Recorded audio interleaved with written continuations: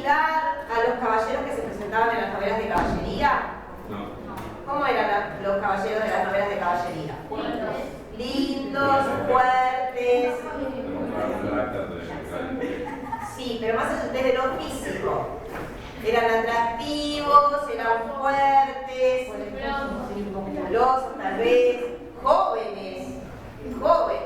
Ya no lo tenemos desde que tiene 50 años, ¿sí? Ese ser seco de carnes, hasta me puede dar la pauta que es débil, ¿sí? Que no tiene fuerza. Entonces, la imagen no es la imagen que podemos tener de un caballero de las novelas de caballería. Y a esto agrega la epopeya, nos dice que es gran madrugador. ¿Por qué importará que sea gran madrugador? ¿Y por qué es gran madrugador? ¿Cómo? Bien, su primera salida es temprano de la mañana. Es un hombre de campo. ¿En qué sentido es un hombre de campo? ¿A qué? ¿A qué trabaja la tierra? Él es un noble, él no va a levantarse a trabajar la tierra, a ver si las gallinas pusieron huevos, a ordeñar las vacas, nada de eso va a hacer. ¿Sí? Entonces, es gran madrugador. Y Luciana lo vincula incluso con su salida que se da en las primeras horas de la mañana, ¿verdad? Antes que amanezca, ¿sí? Luces del sol. Pero además, ¿qué otra cosa nos puede decir que madrugue? ¿Ustedes madrugan? Sí. ¿Por qué madrugan? Tenemos que venir al liceo, ¿no? Bien. ¿El fin de semana madrugan? No. Sí. Bueno. Y si pueden, el promedio de horas de sueño de ustedes? 10, 2. 10, 2.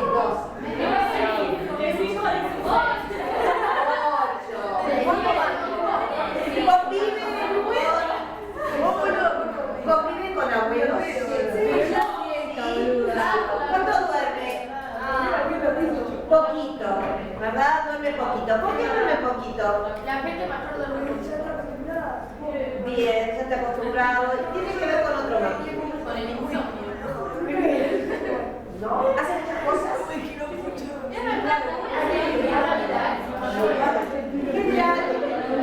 Es que las personas se levanten temprano, mayores se levanten más temprano, además de la costumbre, de una rutina ya de muchos años, tiene que ver también con el gasto de energías. Las personas mayores gastan menos energía, ¿sí? Entonces necesitan menos horas de sueño. Es un hombre mayor, ¿qué hace? ¿Sale a trabajar? No hace nada. De vez en cuando sale a cazar, pero no es todos los días que sale a cazar. Por lo tanto, no tiene una actividad física que lo lleve a un cansancio que exija muchas horas de sueño. ¿Sí? Pero además, si es gran madrugador, está acostumbrado a levantarse muy temprano, ¿cuánto tiene de tiempo libre? Todo el día, muchas más horas. Y eso también es importante para pensar el tiempo que va a dedicar después a la lectura. Y dice que es amigo de la casa. ¿Por qué dice esto de amigo de la casa? Porque capaz que cuando está muy aburrido siempre va a casar, ¿no? Bien. Porque es lo que hace mi con. Porque es lo único que tiene para el área. Es lo que hace. Es lo que hace. Pero lo hace ¿de qué manera? Que diga que es amigo de la casa. Porque le gusta. ¿Qué le gusta? ¿Qué siente en esa actividad? Placer, disfrute. ¿Sí? Él no dice sale a cazar. El narrador no nos plantea que además de ser gran madrugador es cazador. Es amigo de la casa. Hay una utilización de los términos que tiene que ver con justamente lo que siente el personaje con este entretenimiento. No es un simple entretenimiento, es para él un placer, es un disfrute, es aquello que goza, ¿sí? Como se goza y se disfruta de la amistad. Bien, entonces este personaje tiene un nombre, ¿verdad? ¿El narrador lo conoce? ¿Lo tiene claro el narrador? No. ¿Qué dice el texto allí? Quieren decir... Que tenía el sobrenombre de Quijada o Quesada. Bien, el sobrenombre de Quijada o Quesada. Que en esto hay alguna diferencia en los autores que en este caso escriben. Y de allí que habíamos extraído. Lo viene estudiando. ¿Qué habíamos extraído de esa idea de los autores que del caso escriben? Era que era real, porque no habían autores. Bien, que le daba cierta verosimilitud al relato, ¿verdad? Presentando un personaje que podía ser real, porque hay más de uno que habla sobre este personaje. ¿Y qué más? ¿Qué determinaba esto del narrador? Bien, eso nos determinaba esa dicotomía entre no mucho tiempo, pero que en realidad sí, se supone que había pasado mucho tiempo. ¿Y cómo era el narrador? Era un narrador cronista, ¿verdad? Estaba haciendo una crónica tomando otros autores que habían escrito sobre este personaje. Quería decir que había sido real.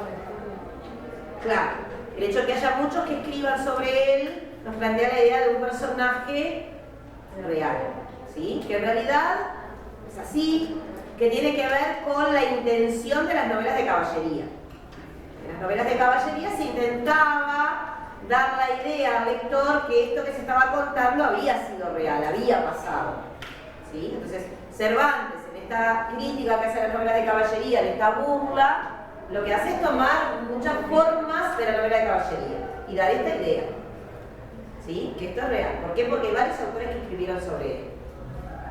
Ahora, finalizando el párrafo, dice, con respecto a ese nombre, que no sabemos si es Quesada, Quijada, Quijana, esto importa poco a nuestro cuento. Basta que en la narración de él no se salga un punto de la verdad. ¿Qué sucede allí con el concepto de verdad? ¿Por qué importa poco que no sepamos cómo se llama el hidalgo? ¿Importa poco que ella se llame Karina y que ella se llame Micaín? ¿Importa poco? Es lo mismo que yo cuando esté pensando en Florencia y me imagine su rostro y vaya a hacer un promedio, diga, ay, ella es Lucía. ¿Es lo mismo? No. ¿Importa poco? No ¿Importa poco que yo me confunda y cuando quiera que intervenga Stephanie le diga a Yusiara? ¿Importa poco? No. Pero se quiere enfocar en la hazaña. ¿De quién? ¿Se quiere enfocar en las hazañas de quién? ¿Del hidalgo? Del personaje del caballero que se cree. Bien, del caballero que se crea. ¿Que es quién? Don Quijote. ¿Tiene dudas con respecto al nombre del caballero, este narrador? No. El momento en que este hidalgo se transforma en el caballero Don Quijote, no hay dudas. Todos van a hablar de Don Quijote de la Mancha. Entonces no importa si el hidalgo que va a crear a este otro personaje sea Quijada, Quesada, porque no estoy hablando del hidalgo. Las hazañas que tú dijiste, Micaín, están vinculadas con el caballero, están vinculadas con Don Quijote de la Mancha, no con Alonso Quijada. Por eso poco importa nuestro cuento si no sabemos cómo se llama el hidalgo. Porque las hazañas, la historia que se va a contar, no es la historia del hidalgo. La historia que se va a contar es la del caballero, en quien se transformó este hidalgo. ¿Sí? Bien. Y dice, poco importa nuestro cuento, basta que en la narración de él no se salga un punto de la verdad. Insiste en el tema de verosimilitud, de verdad. ¿Esto es verdad? ¿Lo que se va a contar es verdad? ¿Por qué?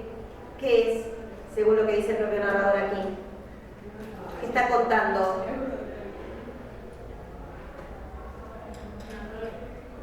¿Qué está contando? Lo dice, quiero que vayan al texto. Un cuento. Esto importa poco a nuestro cuento. Y si es cuento, es fantasía. Si es cuento, no es verdad. Si es cuento, es literatura. Y la literatura es ficción. Entonces, por un lado nos dice que esto es un cuento, esto es ficción. y por el otro lado nos dice que no se puede salir un punto de la verdad.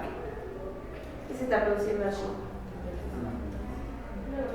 Una contradicción, ¿sí? Una oposición de ideas que denominamos antítesis, ¿verdad? Está presente allí una antítesis. ¿Que es propio de qué movimiento artístico? El tema de las antítesis, las oposiciones, que tienen que ver con la crisis. Del otro, Del barroco, ¿verdad? Propio del barroco. Muy bien. Entonces, presentado el hidalgo, vamos a comenzar la segunda parte del capítulo, que es el proceso de locura. ¿Sí? Bueno, ¿quién se anima a leer? Fragmento. Florencia, dale. Es donde dice es pues. Sí. Es pues de saber que este sobredicho hidalgo, los ratos que estaba ocioso, era empleaba libros de caballería. Con tanta afición y gusto que olvidó casi de todo punto el ejercicio de la casa y aún de la administración del proceso. Y llegó al tanto su curiosidad y desatino en esto, que vendió muchas amigas de tierra de soldadura para comprar libros de caballería secreta. Y así llevó a su casa todo cuanto pudo haber de ellos. De todos, ninguno le parecían tan bien como los que compuso el famoso Feliciano de Silva, porque la claridad de su prosa y aquellos que contestaban razones suyas le parecían limpiarlas y más cuando llegaba a leer aquellos libros y cartas de desafíos donde en muchas partes hallaba escrito: la razón de la cien razón, que a mi razón se hace, de tal manera mi razón enriquece, y con razón me quejo de la vuestra perdición. Y también cuando leía los altos cielos que de vuestra divinidad divinamente con las estrellas que os hacen merecedora de recibimiento que merece la vuestra perdición. Bueno. En este proceso que va a ser el personaje, el hidalgo, hacia la locura, vamos a ver que cumple con una serie de pasos. En realidad no es de un momento para el otro. La que está de acuerdo, el otro día se levanta loco. ¿Sí? Hay todo un proceso que hace el personaje que tiene que ver con esto de la lectura. ¿Qué es lo que nos dice con respecto a la lectura? Bueno, muy bien, Lucía. Le gusta tanto leer que deja de cumplir con sus actividades. ¿Sí? Bueno, entonces. Por un lado tenemos la lectura. ¿Y cuál es la actividad que deja? En primer lugar, la cacería. ¿Sí? Va. ¿Qué son estas dos actividades? Es lo que a él le gusta hacer. ¿Qué son? ¿Qué es la cacería y qué es la lectura en su vida? Entretenimientos, ambos. ¿Sí? Aquí tenemos los entretenimientos. ¿Cómo son esos entretenimientos entre sí? ¿Por qué son contrarios, Lucía? Bueno, a ver, vamos a ver qué características tiene cada uno para determinar esto que tú dijiste, que está bien, que son contrarios. Porque uno incluye más lo físico que lo otro, porque cuando estás leyendo en realidad no tenés un deporte del cuerpo. Muy bien, entonces tengo la cacería, una actividad física, y la lectura. La lectura enriquece más intelectual. Muy bien. Una actividad mental, intelectual. ¿Sí? ¿Qué más? ¿Dónde realizamos la cacería? En el exterior, ¿verdad? Si esta actividad es al aire libre. Podría hacerse, pero muchas veces es más una actividad que implica hasta cierto encierro. Yo puedo leer de madrugada, puedo leer de noche, ¿lo voy a hacer afuera? No. Entonces, es una actividad que... La actividad de la cacería no la puedes hacer adentro, porque la lectura si tenés algo para explorarte. Bien. O capaz que es donde se concentre la persona, capaz que hay personas que salen a leer afuera y no les gusta, prefieren encerrarse en una biblioteca, en un cuarto, donde hay algo. Muy bien. Perfecto. Entonces, la cacería sí exige el aire libre, ¿verdad? Y la lectura podría ser una actividad de encierro. Podría ser. Pero que no puse es Podría ser, en vinculación a lo que dicen las compañeras, ¿sí? Que bueno, depende de por dónde cada uno se concentre, depende de dónde quiero estar, puedo hacerlo, ¿sí? Bien. Y a su vez, si bien podemos, se supone que la cacería puede implicar a otras personas, se puede salir de grupos, sí, puede ser una actividad grupal. ¿Sí? Acá es una actividad grupal la lectura, pero es lo común. No, y en general, ¿cuándo nos concentramos más? Cuando leemos nosotros, porque hacemos la pausa cuando queremos hacerla, hacemos la pausa y vamos hacia atrás cuando no entendimos algo, retomamos en el punto en que nos parece que quedamos. Cuando la lectura es grupal, a veces eso no es posible, porque yo me quedé distraído en tal momento, pero el otro siguió. Entonces, generalmente también es una actividad individual. ¿Sí? Bien. Entonces, tenemos en primer lugar que lo que hace es dejar la cacería, con todas estas condiciones que tiene la cacería, por la lectura. Lo que está dejando es un entretenimiento por otro. Y en eso podríamos decir no hay demasiado problema. Pronto ustedes les gusta salir a bailar y un día deciden, bueno, en lugar de ir a bailar este fin de semana me voy al teatro o nos vamos juntos al cine. ¿Qué hicieron? Dejar un entretenimiento por otro. ¿Sí? Diferentes tipos de entretenimiento también, la idea del ejercicio físico que implica bailar, la actividad más pasiva que implica estar en el cine o estar en el teatro, ¿sí? Pero lo que hicieron es dejar un entretenimiento por otro. ¿Sí? Bien. ¿Cuál es el segundo paso? Después de dejar la cacería, de no llevarla a cabo tanto como antes, ¿cuál es el segundo paso? Vender las tierras. Antes de vender las tierras. Muy bien, deja la administración de su hacienda. ¿Y qué es la administración de la hacienda? Porque recordemos que el tema de la hacienda tenía que ver con las ganancias, con lo que produce, ¿sí? ¿Por qué se administra lo que se produce? Y para llevar un control. Para llevar un control, muy bien. También podría implicar dar órdenes. ¿Qué más? Decía Romina, hay que llevar un control, ¿no? ¿Y ese control qué sentido tiene? ¿Solamente por ser controlador? Para mantenerse estable, ¿no? ¿Cómo? Tiene que ver con un control económico, ¿verdad? Administro, veo cuánto entra, veo cuánto puedo gastar, ¿sí? Si me entran 1.000 y gasto 3.000, ahí está complicado. Tengo que ver cómo administro, qué necesito más, en qué voy a ocupar este dinero, si es necesario, si no es necesario, ¿sí? Pero ¿qué es además eso de la administración? Tiene que ver con esto, que tener controlados los gastos. ¿Qué es en la vida del hidalgo la administración? Muy bien, David, es una responsabilidad.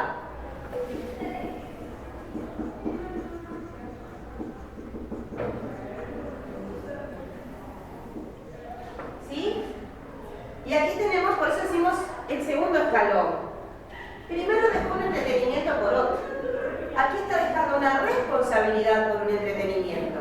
Como si te dijeran, bueno, hoy en lugar de ir al liceo, me voy al cine. ¿Sí? Capaz que está mucho más divertido ir más al cine, capaz que hay películas muy buenas, ¿no? Pero en realidad estamos dejando algo que es una responsabilidad, o aquellos que trabajan dicen, hoy en lugar de ir a trabajar, me voy al cine.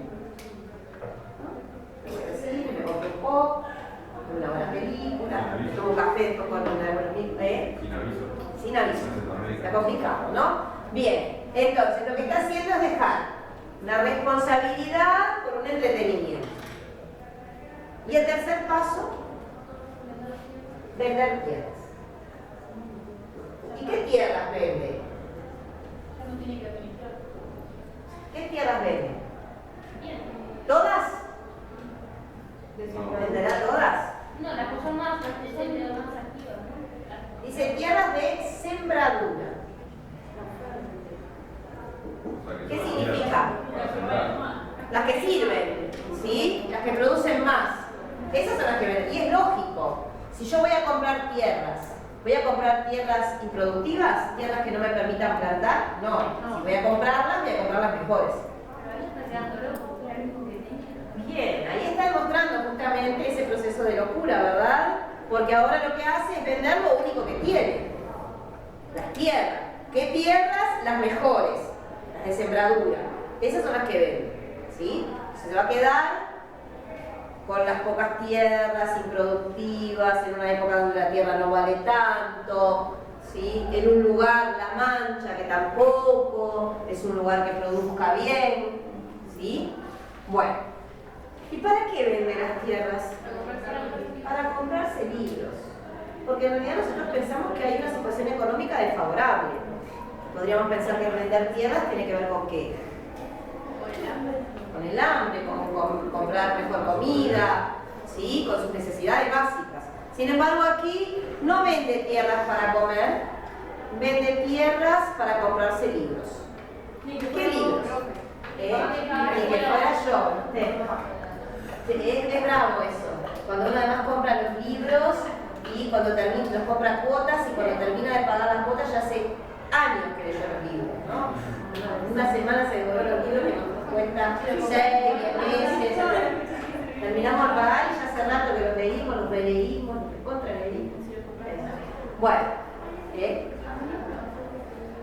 claro. Sí, pero a veces los títulos nuevos se encuentran nuevos, ¿no? Nunca vendió uno. Nunca vendió. ¿Cómo vas a vender? ¿Vender mis libros? Mira, mi gran temor en mi vida es qué va a pasar el día que yo me muera con mis libros. Y ya me imagino a mis hijas hacer una fogatita al mejor estilo de los amigos de Don Quijote, ¿no? Quemando los libros de tu leña. Eso me angustia. Pensar en qué va a pasar con mis libros, como... Hasta último momento me voy a hacer. Bueno, entonces, vende las mejores tierras para comprar libros. ¿Qué libros compra? De caballería. Eso es importante también, porque en la elección de los libros hay como la decisión de comprar un tipo de libro. Recuerdan que habíamos hablado de los tipos de novelas que existían en la época. ¿Cuáles eran? Sentimental, pastoril, de caballería y picaresca. ¿Sí? Había diversidad. Sin embargo, él elige un solo tipo de novela, la de caballería. ¿Sí? Que formaba parte de qué tipos de novelas. Sí, además nosotros le dimos una clasificación. Muy bien, o sea, de fantasía, las que permiten escapar de la realidad. ¿Sí? Novelas de evasión. ¿Sí? Y dentro de las novelas de evasión elige las de caballería. ¿Por qué elegirá las de caballería? Porque quiere sentirse. ¿Y por qué quiere sentirse caballero?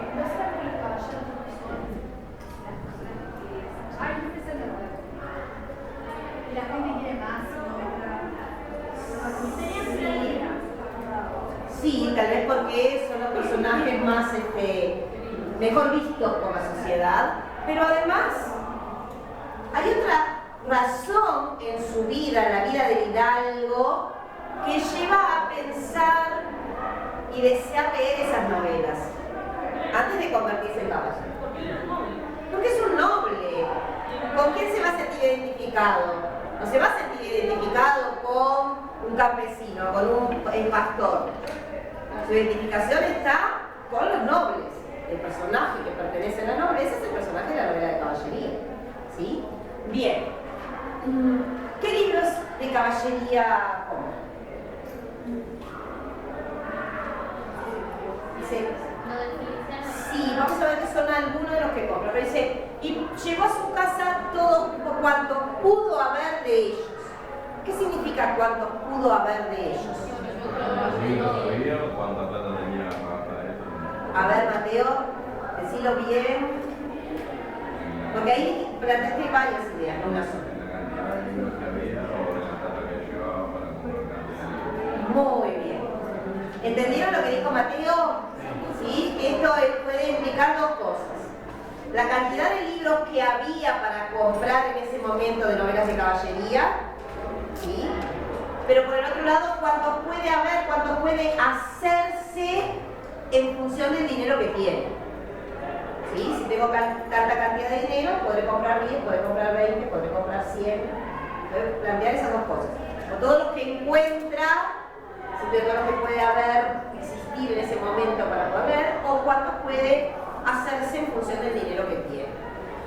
Pero en particular me gusta lo de Feliciano de Silva. ¿Qué le gusta de Feliciano de Silva? Bien, la claridad de su prosa y aquellas intrincadas razones suyas. ¿Qué es algo intrincado? ¿Qué significa que algo sea intrincado? Entreverado. Si algo es entreverado, ¿es claro? ¿Verdad? Fíjese la explicación que se hace. Le gusta Feliciano de Silva por la claridad de su prosa y le encantaban las intrincadas razones. ¿Sí? La clase que viene vamos a trabajar sobre el personaje.